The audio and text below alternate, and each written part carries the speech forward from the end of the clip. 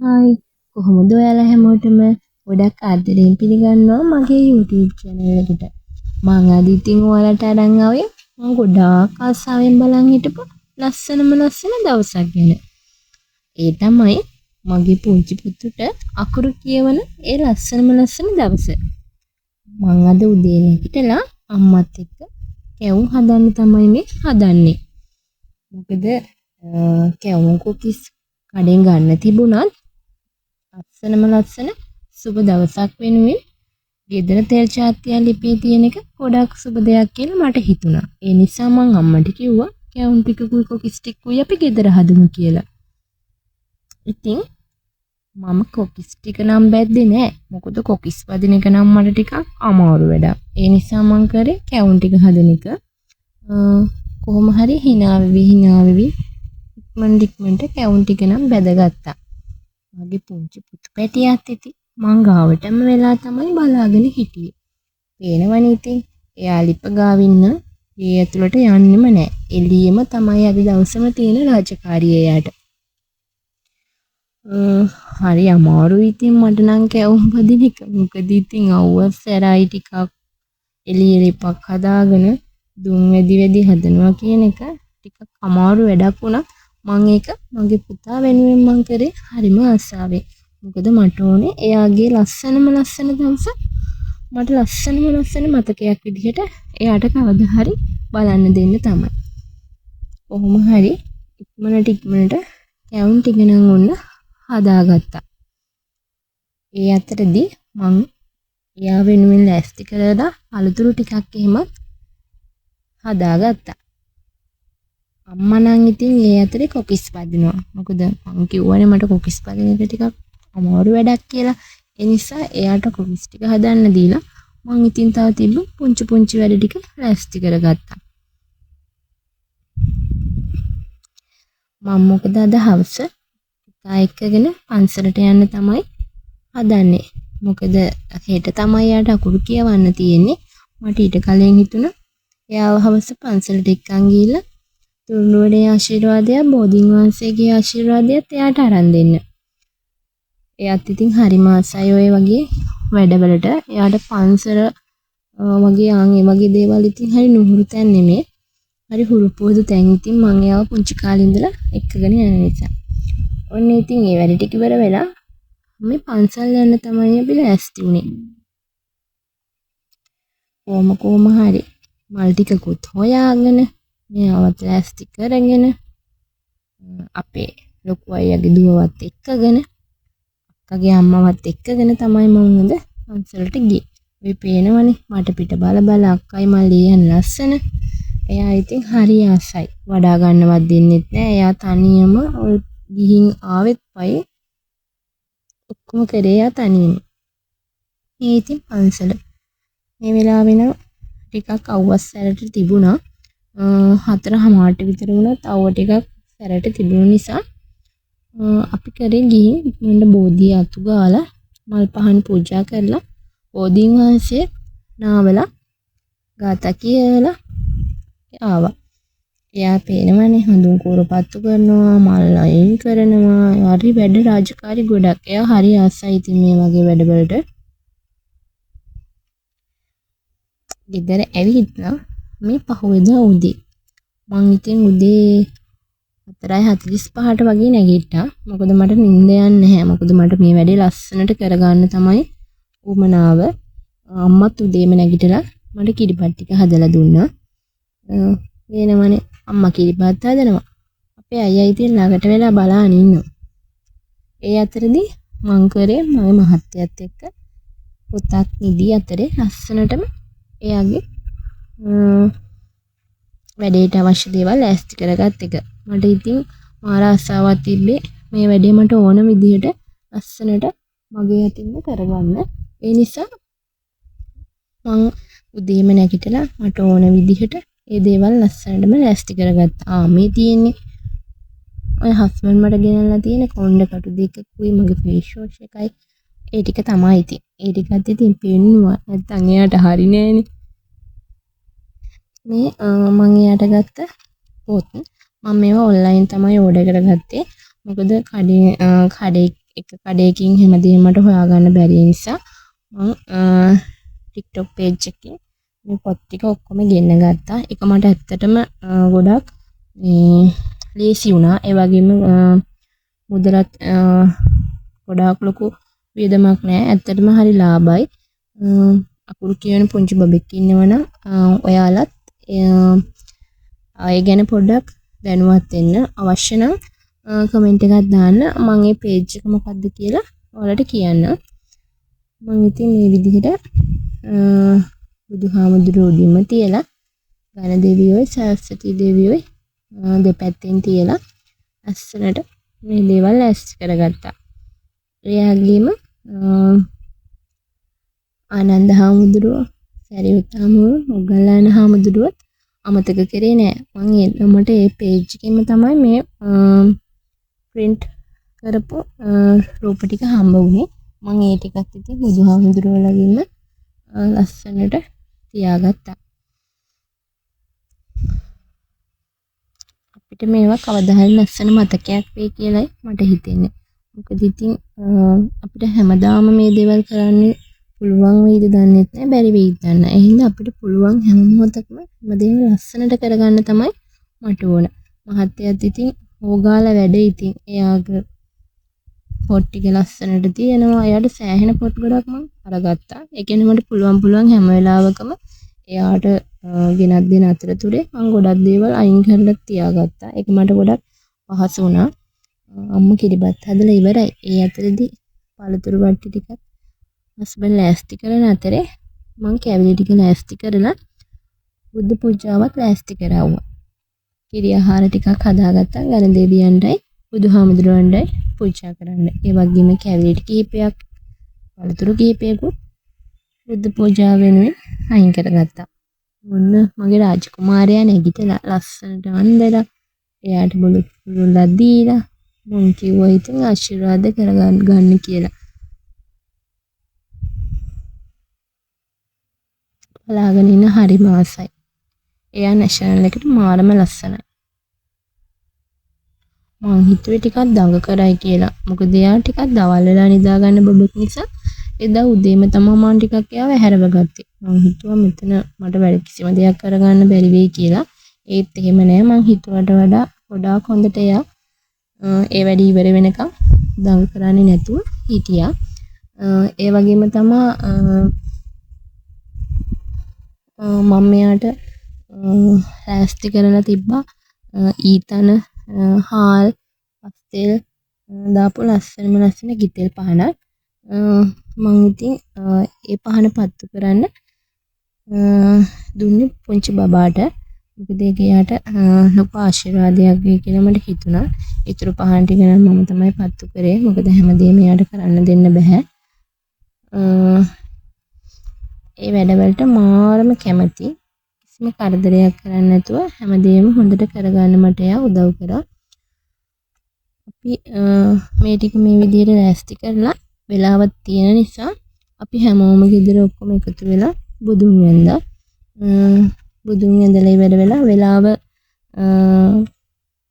ලං වෙන්නකම් ඉන්නේ නැතුව මයි හස්බන්ඩ් එයාව පොඩ්ඩක් වාඩි කරගෙන මේ විදිහට තමයි වෙන්නේ.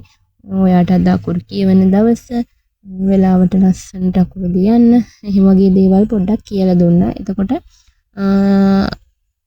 එයා පොඩ්ඩක් ඒ ගැන දැනගෙන වගේ එහෙම කරදර කරන්නේ නැතුව ඉන්නවා. ඉතින් අකුරු කියන පුංචි බබෙක් ඉන්නවා නම් මමත් කියන්නේ ඔයාලට ඒ මොහොතේදීම වෙලාව ලං වෙලා බබාව ලෑස්ති කරලා ඒ මොහොතට යව වාඩි කරවන්න උත්සාහ කරන්න එපා. මොකද එතකොට යාට අර පොත් දකින්නකොට යාගේ අවධානය තියෙන්නේ ලස්සන පාට පැන්සල් වලට පාට පොත් වලට. ඒ නිසා යාට නැගතට කලින් ඒ පරිසරය එක දකින්න දෙන්න. එතකොට එයා වල්ලලා බලලා මේවා කරලා චුට්ටක් එයා ඊට පස්සේ පාඩුවේ ඉන්න බලනවා. අපි අර ඒ මොහොතේ මේ දෙයට යවගෙන අපහම එයාගේ අවධානය තියෙන්නේ අකුරක් ලියා ගන්න ඒ දේවල් වලට නෙමෙයි. අර බඩු ටික බලන්න දකින්න ඒ දේවල් වලට තමයි. බුදුන් වදිද්දි තන් ඉතින් තියාගන්න හරි අමාරුයි. හෙට යනවා මෙහෙට යනවා. එහෙම තමයි. ඉතින් අනික කොල්ල කොහොමද දඟයිනේ. කොහොම හරි ඔය විදිහට බුදුන් වැඳලා මට බුදුන් වඳිනවට වඩා ඉතින් මට ටිකක් බය වෙලාව නැගත පහුවෙයිද ඒ වගේ දේවල් තමයි මම ඉතින් හස්බන්ඩ්ට හැම වෙලෙම මතක් කරනවා වෙලාව බලන්න කියලා. කොහොම හරි මට ඕන විදිහට ලස්සනටම මට මේ වැඩේ කරගන්න පුළුවන් වුණ එකට මට මාර්ම සතුටුයි. මොකද මම මේක පුතාට අවුරුදු 2ක් වුණාට පස්සේ වගේ ඉඳලා මම ලස්සනට හිතියා මේ විදිහට කරනවා මෙහෙම තමයි මම කරන්නේ කියලා. ඉතින් මට ඒ දේ විදිහටම කරගන්න ලැබිච්ච එක ඇත්තටම ගොඩක් සතුටුයි.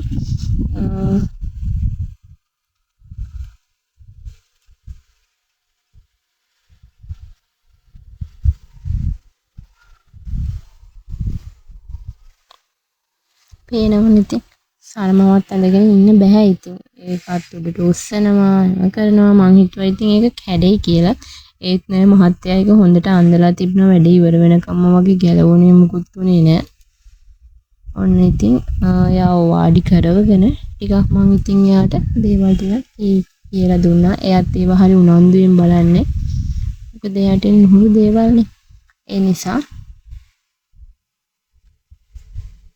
කොහොම හරි නැගතට ලස්සනට මං එයාට මගේ අතින්ම මුල්ම අකුර ලියවුවා. ඊට පස්සේ හස්බන්ඩ් වැලිපීල්ලේ යාට ලියවුවා. එයාට චුට්ටක් නුහුරු වුණා. මොකද මමත් තියන්නේ දකුණෙන් පුතා අල්ලගත්තේ දකුණේ. ඒ වුණාට හස්බන්ඩ් වමතෙන් තමයි ලියන්නේ. කොහොම හරි මේ විදිහට නැගතාවට පස්සේ එයාගේ අතින් අල්ලලා මම ඉතින් කරවුවා මට ගොඩාක් ඉතින් සතුටුයි මොකද මං හිතුවේ නෑ මේ විදිහටවත් ඉඳී කියලා මොකද මෙයා ටිකක් දඟයි ඒ වුණාට කියන දේ අහලා ලස්සනට හිටියා ඉතින් මේ වැඩේ ඉවර වෙලා එයාට මං කිව්වා හැමෝටම බුලත් දීලා වඳින්න කියලා එයා ඒ වැඩේත් හරි ලස්සනට හැමෝටම එක්කෙනෙක් නෑර බුලත් දීලා හැමෝටම වැන්දා. ඉතින් මට කියන්න තියෙන්නේ අදින් මේ පටන් ගත්තා වගේ ලස්සන ඉගෙනීමේ කටයුතු ටික සර්වප්‍රකාරයෙන්ම සාර්ථක වෙන්න කියලා තමයි මමයි තාත්තයි දෙන්නම හදවතින්ම ප්‍රාර්ථනා කරන්නේ.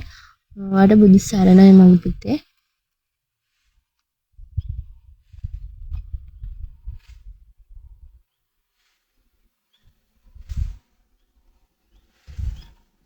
හොරි පොතක් තිබුණ නිසා මං ඉතින් අකුරු දෙක තුනකුත් එයාලව කියෙව්වා.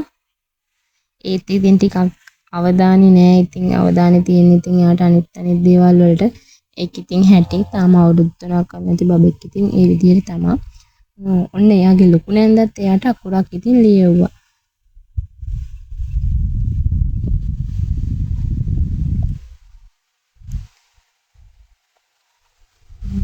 මේ ලස්සන කේක් එක හදලා දුන්නේ කැන්ඩි වලින්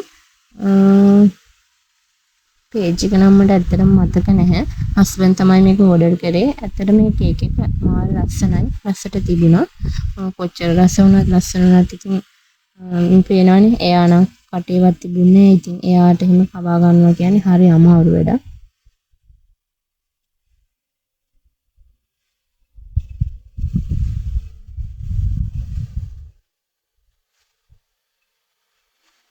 මේ විදිහට ඉක්මනින්ම එයා ඉස්කෝලේ යන ලස්සන දවසක් ඉක්මනටම අපි ගාවට එයි කියලා මම බලාගෙන ඉන්නවා. එදාට චුටි බෑග් එකක් අරේ දාලා වතුර බෝතලයක් දීලා ලස්සනම යුනිෆෝම් එකක් ඇඳලා එයා ඉස්කෝලේ යන දවස් බලන්නත් මට මාරම හදිස්සියක් තියෙන ඉතින්.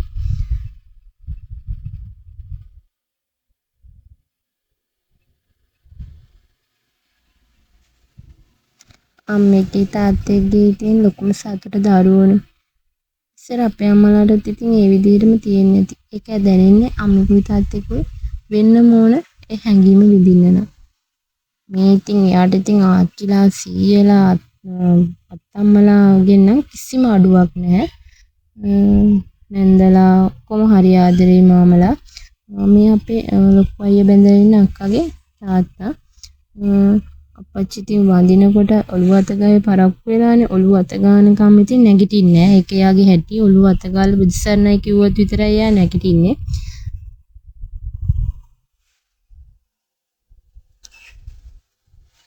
තෑගි භෝගත් ගොඩාක් හම්බ වුණා. එයාට පොත්පත් ගොඩාක් හම්බුණා. ඇත්තටම ඉතින් මාර්ම සතුටුයි මටත් එයාගේ මේ ලස්සන දවස මේ විදියට කරගන්න හම්බුනේ ගැන.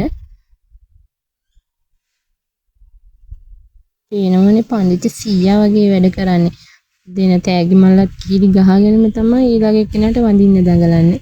ඒ දේවල් ඉතින් අමාරුවෙන් හරි එයාලට පුංචි කාලෙම පුරුදු කරොත් එයාලා ඒ දේවල් මං හිතනවා දිගටම කරගෙන යයි කියලා. මේ ඉතින් ඉන්නේ එයාගේ පණ දෙන්නගේම පණ තමයි මේ අත්තම්මා. එයාව හැදුවේ ඉතින් ගොඩක් එයානේ. අයිනේ ලොකු මාමා. ලොකු මාමාත් ඉතින් හරි ආදරේ. මේ වැඩේ කරගන්නත් ගොඩක් උදව් කරා.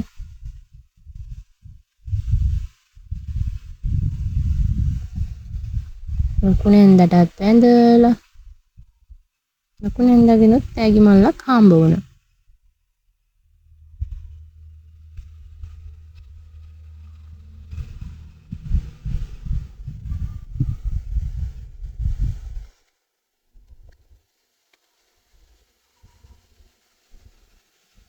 ඔය ඉන්නේ ඉතින් ඉන්දු නැන්දා යාගේ.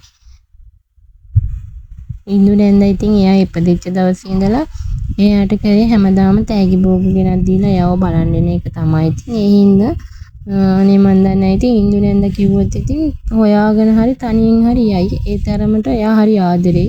ඒ වගේම ඉන්දුවක්වත් එහෙමයි. හරි ආදරේ.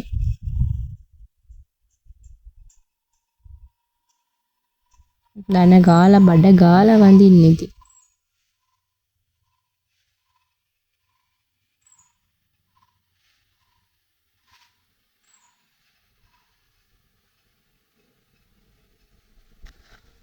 එයාට හැබැයි ඕනම දෙයක් කියලා දුන්නාම එයා ඒ විදිහට කරනවා. ඒක තමයි මට ලැබෙන ලොකුම සතුට.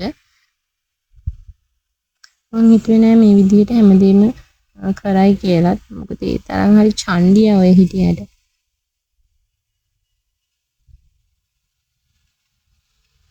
ඕන් ඉතින් ලොකු අයියට වැඳින්න නැතුවත් බෑනේ ඉතින්. ඕන්න ඉතින් පුතාට. අයියාගේ ලොකු පුතාටත් එයා වැඳා.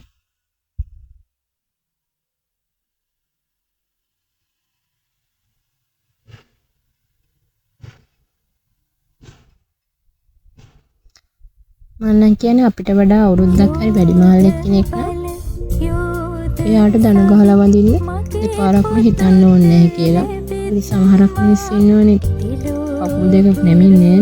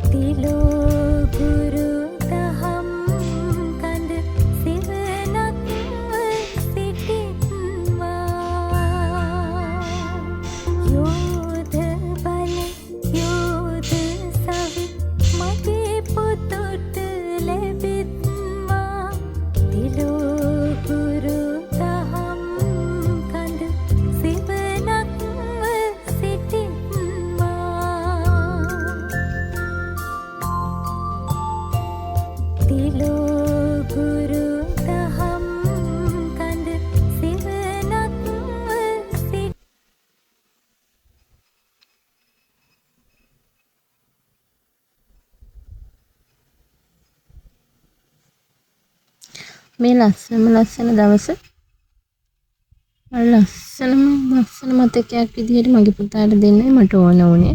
ඉතින් එයා කවදා හරි මේ දේවල් දැකි පුරා සතුටු වෙයි කියලා මම හිතනවා.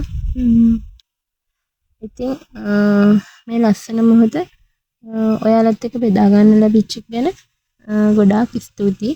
දිගටම රැඳිලා ඉන්න මගේ channel එකත් එක්ක අනිවාර්යෙන් අමතක කරන්න එපා කමෙන්ට් එකක් දාගෙන යන්න.